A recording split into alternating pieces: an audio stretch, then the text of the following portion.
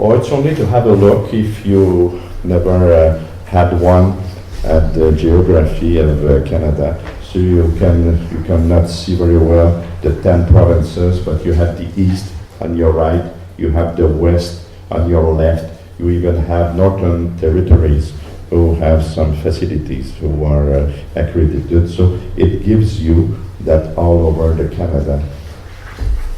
Not all, but the big majority of hospital or health services organization are accredited.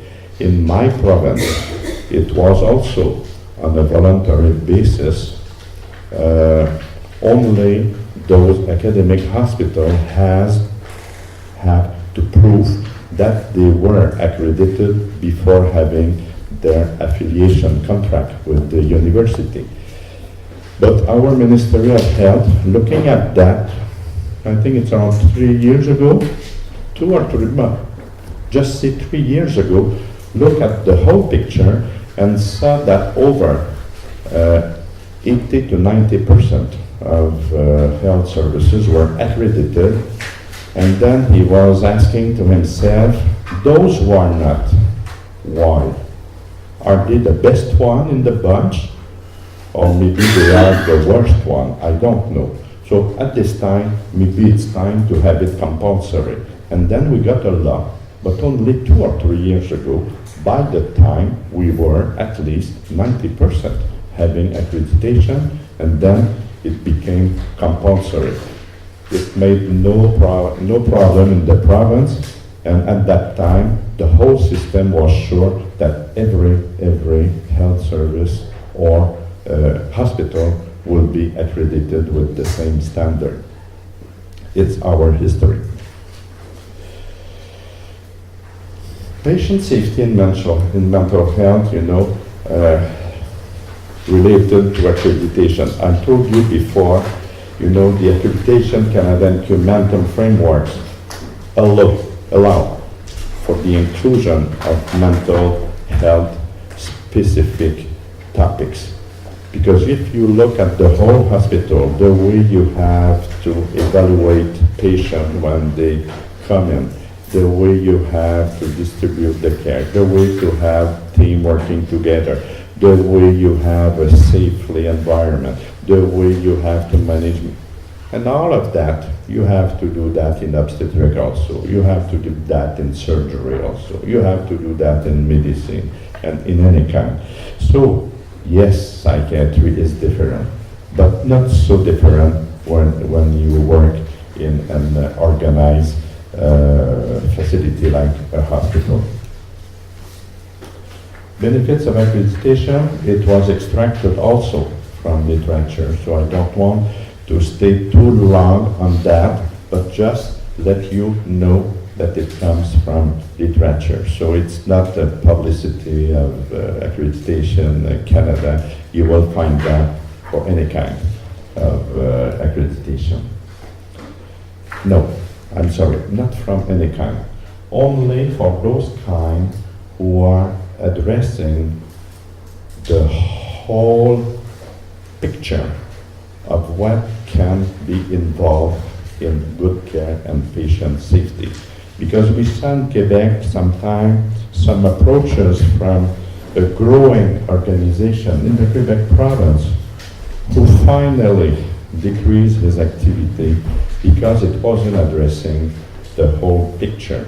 It was only concentrated on 1 or 2 parts, and the hospital at that time just recognized that it wasn't the way to implement a continuous improvement culture. So I think you have them on your paper, eh? It was translated. You have that? Eh? I think so. Okay. I'll let you look at that because time is going quite well. Okay. But the last one, eh?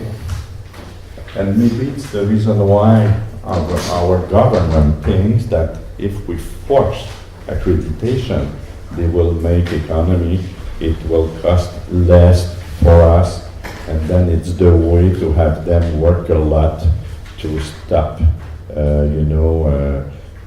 expenditure. maybe somewhere or maybe at the end, but the first perspective is to do the best with what we have for more quality and patient safety. And sometimes it's a trouble, you know, to link that with some demand from our authorities.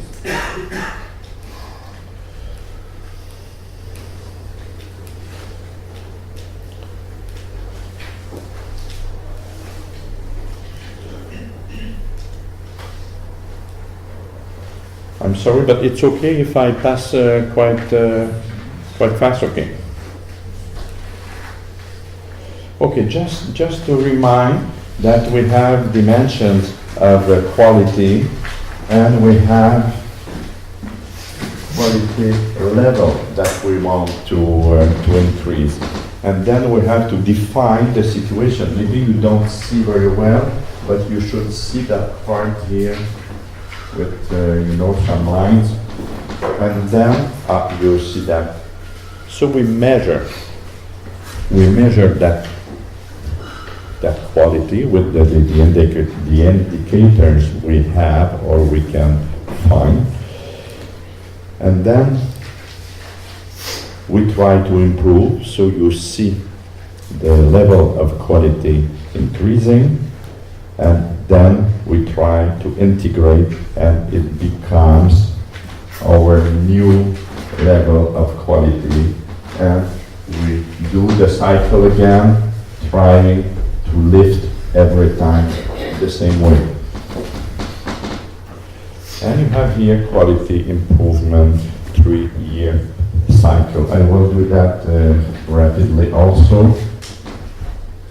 Maybe Sébastien Audet can tell a lot more about that, but you can have a readiness assessment and a report just to have a picture and to know where you start.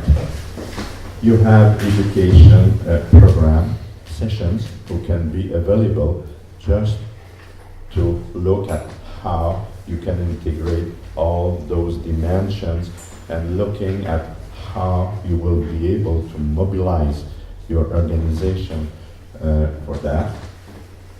You have the self-assessment phase, so you have it in the whole cycle. You have the on-site survey, you have the accreditation decision and report, and then you have the progress review. We have it in Canada, and I saw that Accreditation Canada International has the same.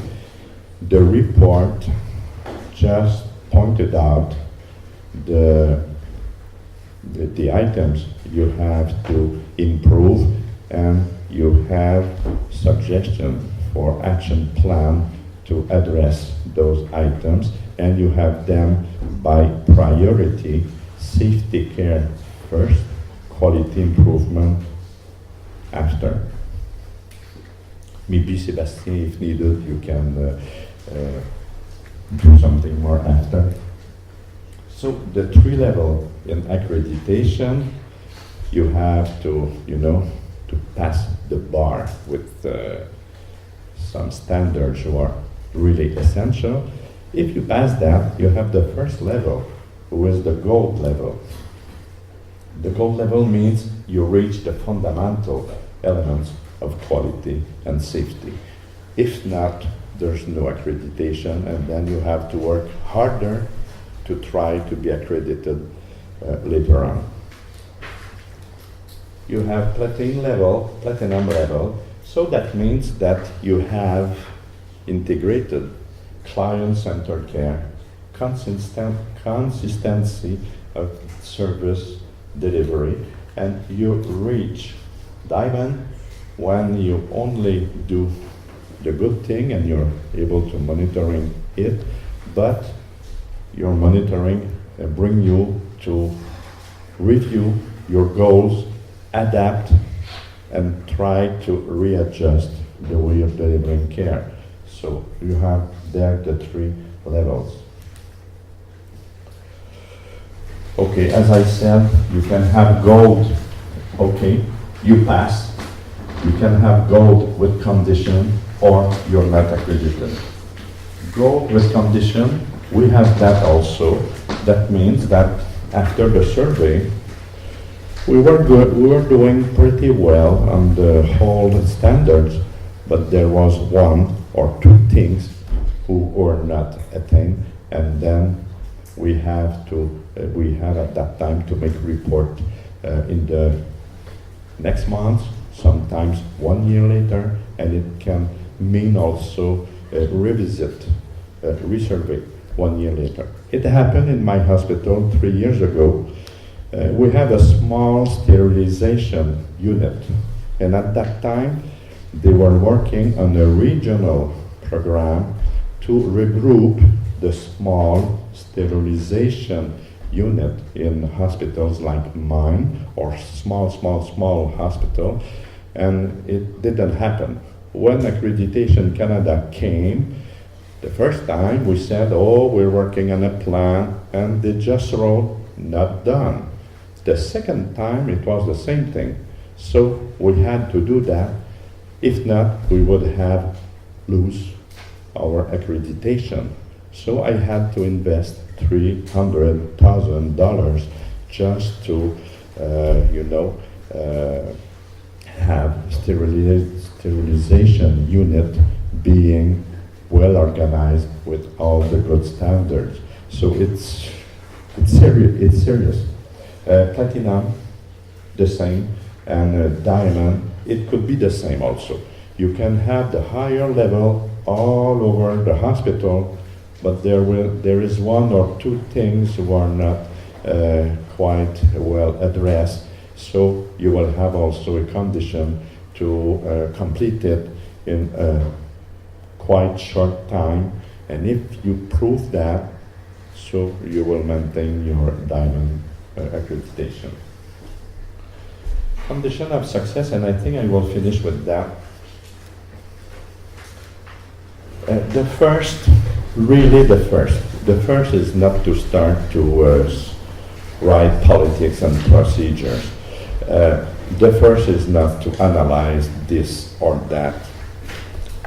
The first start in the mind of the organization. If the governance, if the leadership team, if the CEO, if all directors are not committed to, you will not succeed to implement a continuous improvement approach in your hospital with or without accreditation.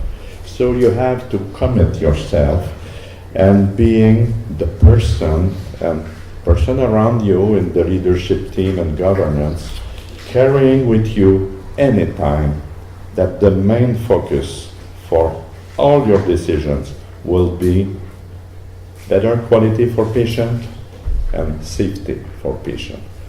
You will see, okay, it's for clinical, we have all other things. Yes, all other things. Okay, environment, it should be safe for the employees and for the patient also. Emergency and disaster plan, I'll let you know if you think it's related to patient safety and employee safety. Remember, your second technology is your personal. So, very, very, very important. We talk about that oftenly for many programs we're implementing in our hospital. The direction should be committed, but that time it should be true. If not, it will not succeed. The second one, you have to test, take the temperature in your organization. If you are in big conflicts, if you are lacking a lot of personnel, and you have to transfer patients and you are not able to work as usual, maybe it's not time to start at that time. But if you have professionals pushing on you to deliver better care, to adapt any programs or the way to deliver care, I think you have a culture who is ready to just canalize those efforts and then going somewhere with a continuous improvement plan. You also have the importance of preparation. I don't suggest that the CEO will sign a contract for accreditation before being aware that before having a survey and before being accredited, there are some steps to follow if you want to help you to succeed in that approach. So that means information. You don't have to only have a quality coordinator to have it on his or her shoulders. You have to inform. You have to speak with your employee. You have to sell yourself the benefit of canalizing continuous improvement. If you don't do that, you will have difficulties. And there's the self-assessment, as we said before. Physician involvement is important also. They will not do the job or all the job, but you have to inform them also, because they have to know that it's not a way to put them away, and then the quality is something else than that what doctors made before. No. Sometimes they were the first to have on their shoulder improving of care. Now you have to say, you will not be alone. We will help you all over the hospital. You have your part, but we have a lot of other area we have to improve if you want to give better care. It's possible to involve physician, but depending on your culture also. And the other one, it's not a one-shot accreditation, and especially Accreditation Canada. It's the reason why it's so prevalent in our province, but all over Canada. It's not only one inspection, you pass and you wait for the next survey in 3 years. If you do that, it's not the good way. You have to think that it's a program of accreditation, and you have steps. You saw gold, platinum, diamond. So you want to check that you are improving between each on-site survey. So you have yourself to think like that, and all your personnel should know also we're entering an accreditation program. For me, it's a continuous improvement program.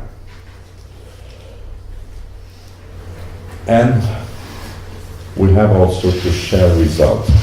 What we found in all those processes is that our people need to be recognized, and we don't recognize them as oftenly as they want.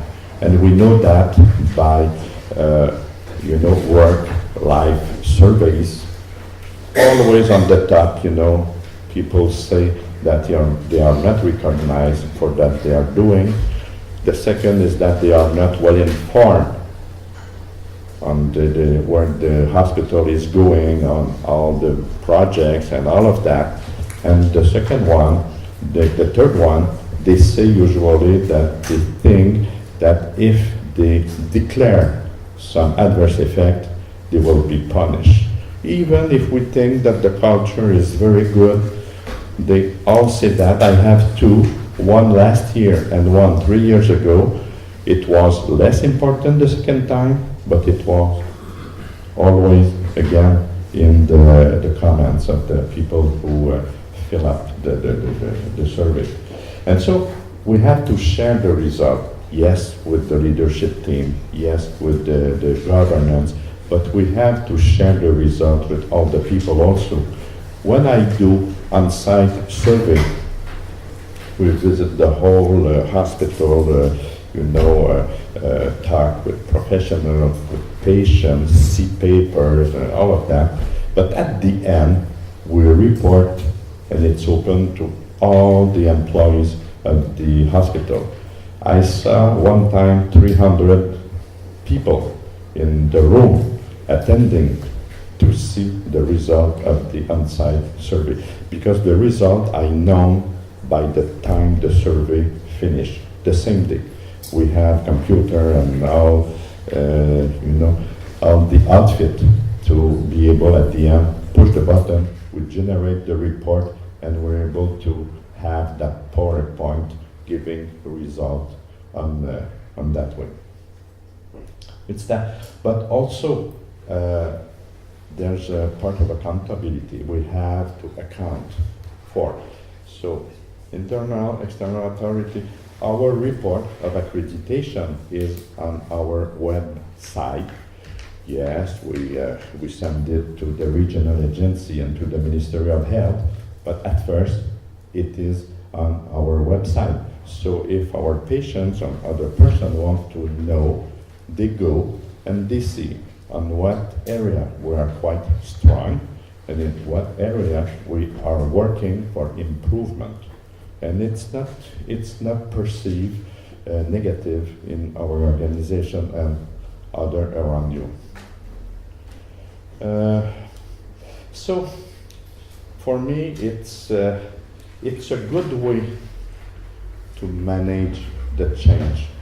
Accreditation can give you a powerful tool to make your employee and professional focus on the patient. We're there for that.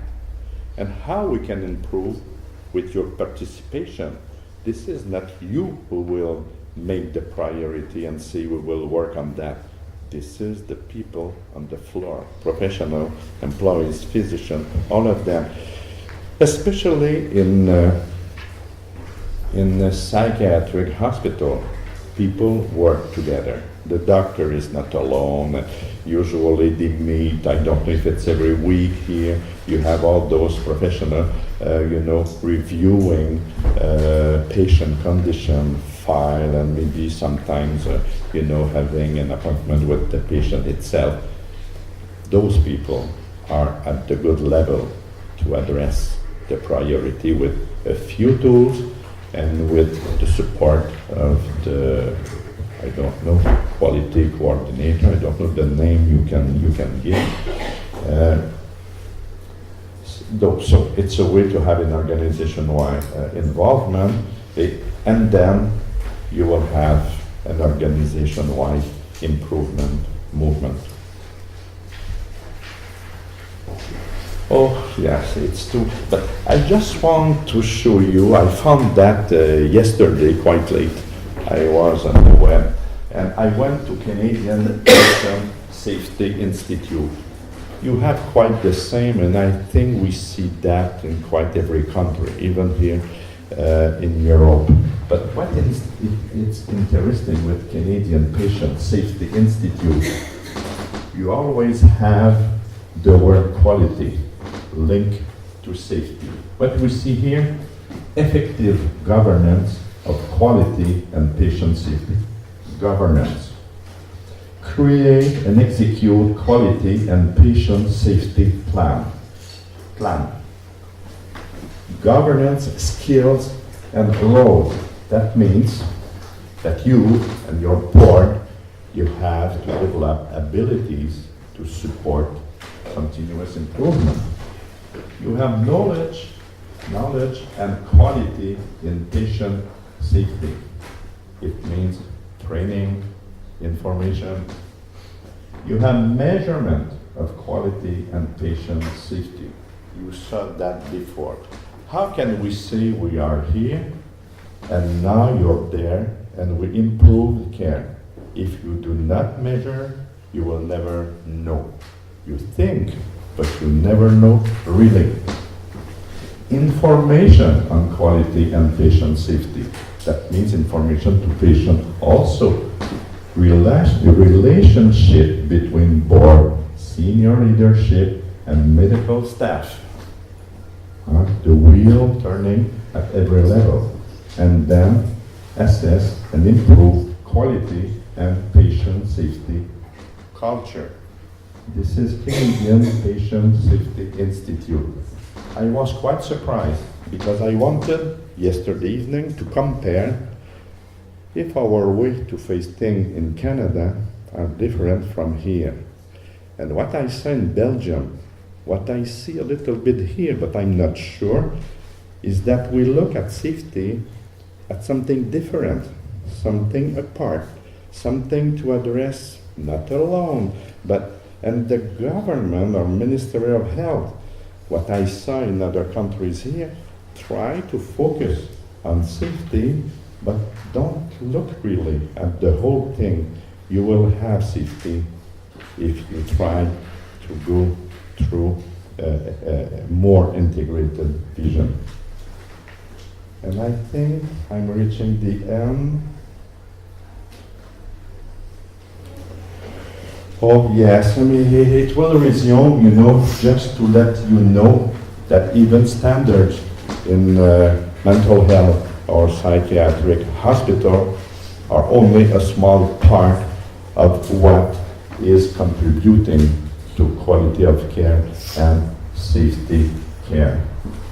I think I demonstrated before for governance. Human capital means people working. The way you sure they have good competencies, the way you give them good training, the way you evaluate them regularly on an annual basis or a 2 years basis. If people don't have objectives to reach, how can you be sure that they will work to increase their contribution? In Canada, we have some standards. I think you will not have it here with Accreditation Canada International, asking that we introduce in the,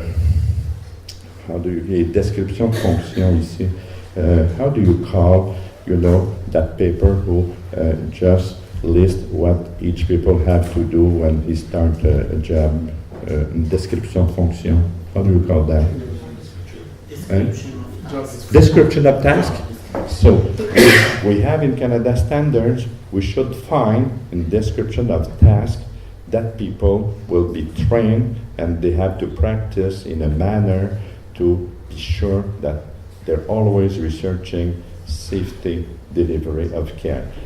And we have a standard also that we should find in the mission at the governance level, that quality and safety of care is one of the main goals that the hospital is trying to reach.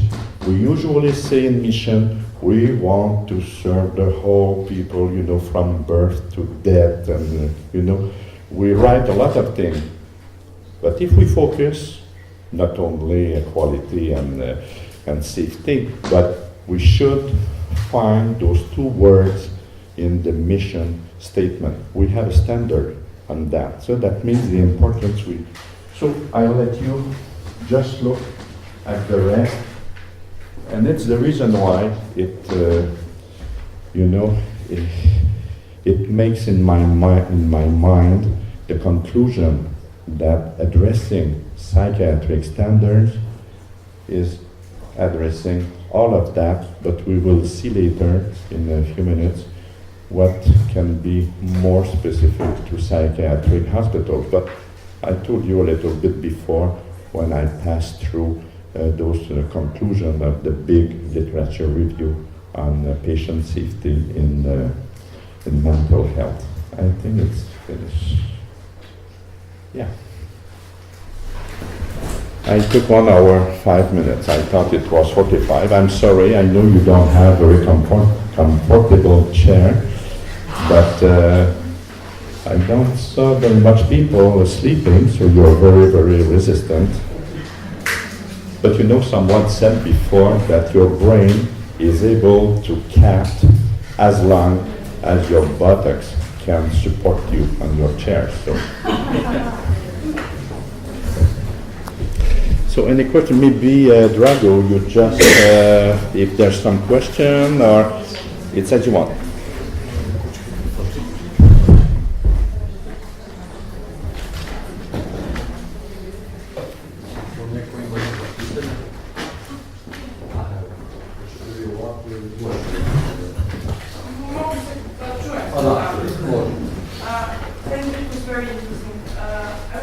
One farm company, and my question was basically how in this point of accreditation, does the clinical trials, meaning the institution is conducting clinical trial, does it have any impact to accreditation? Is it preferable now, or does it have any impact on this patient safety accreditation for institutions? I'm not sure I understood very well. Because you know, the English is not my mother's language, so I speak slowly, so I have to hear slowly also. Okay. My question was, if the institution is conducting clinical trials, Yes. is it seen positively from this patient accreditation perspective? How is it related to? Like, you tell me after. We have standards that we need if we have some kind of research. That means clinical research. Also, that we should have a research ethic committee in the hospital. And that committee should have all his rules defined to, just to support his mandate. And that committee report annually to the governance on the number of projects, the kind of project, and the rate of a rejected project, and we have to report to the government for those kind of committee, because we're working on human material. Okay? If we have a clinical trial, that means people like us are participating. So research on human and even living human, we have to report to the Ministry of Health annually. So we have a lot, and it's integrated in the accreditation. So Accreditation Canada has standard only to have such a committee, have a mandate, work regularly, and report to the governance.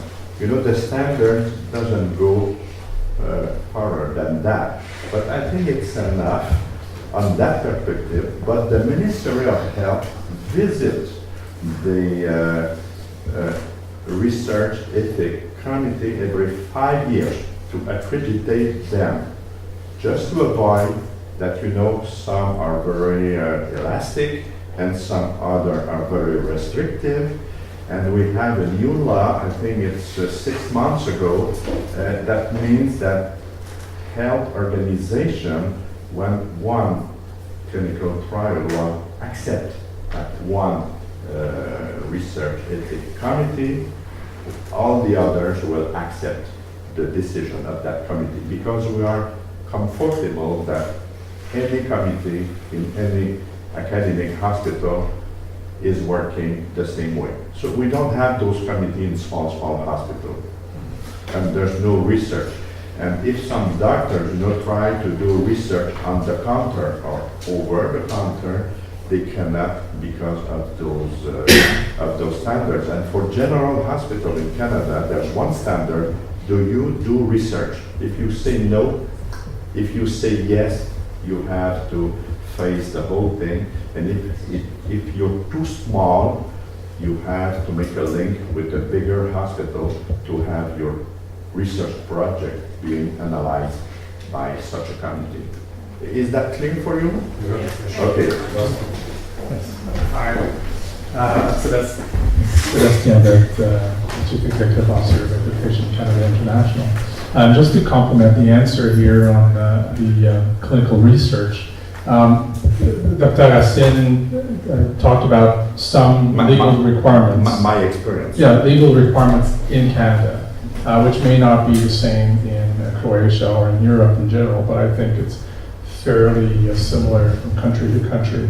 So there are the accreditation requirements, talking about best practices with regards to how clinical research committees should work and should address issues, and then it becomes very soft in exchanging experience and looking at how, or the type of research, what is implied based on the culture, based on science. But if there are inspections that are government-based, then that's really the local legislation, and we don't interface with that. So it's just important to understand that there's ministry requirements or national requirements or regional requirements, and there's accreditation. But in general terms, the accreditation program encourages organizations to do research, to publish, because this is another way to actually push science further and find to improve the quality of care, improve the care in general, and extend life of patients.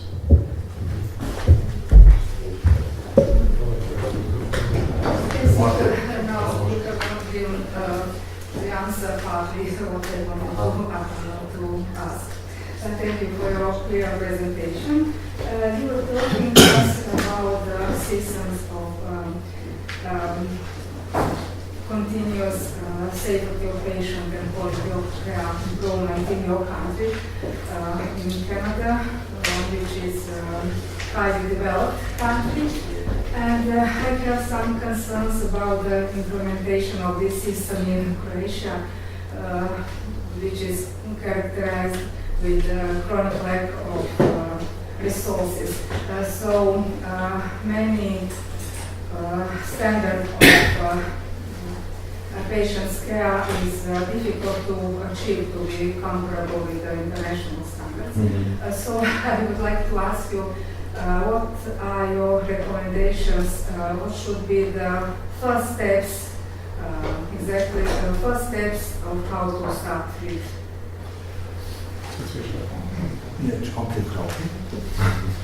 You know, it's the first time I work with Sébastien, and he always wants to see everything, and I want to. He will answer, yeah, better than me, but on my experience, you have to identify one person who will be a kind of reference in the hospital. After the governments and the leadership team, CEO, directors say, we want to go, you need one person. Maybe full-time, maybe not, I don't know, depending on the tall of your organization, but you need one who will be, and the person who will be able to take from somewhere something who will be useful here. A kind of integrator from the top, but after an integrator from the base. Eh? So we have to avoid that person have everything to do, and that the whole process will succeed if we have that good person. That person have to be the good one, but the success is not related to her or him only. So my hospital, we have 350 beds, I should say, at this time, and we follow more than 8,000 people on a regular basis outside patients, like external clinic or special programs or things like that. We have one person.